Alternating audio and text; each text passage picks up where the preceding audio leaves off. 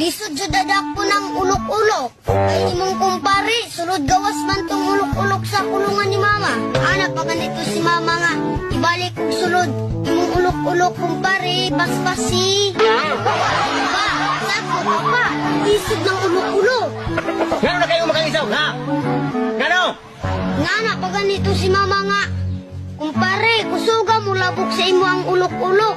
Nang lagom na ning ako nalisod unta sila. Di gani pagkatapusan, naluya ang ulok-ulok ni kumpare. Kay sigig sulod gawas anang kulungan ni mama. Naluya jud to. Pero galibog ko pa. Dili no makapatay ang ulok-ulok.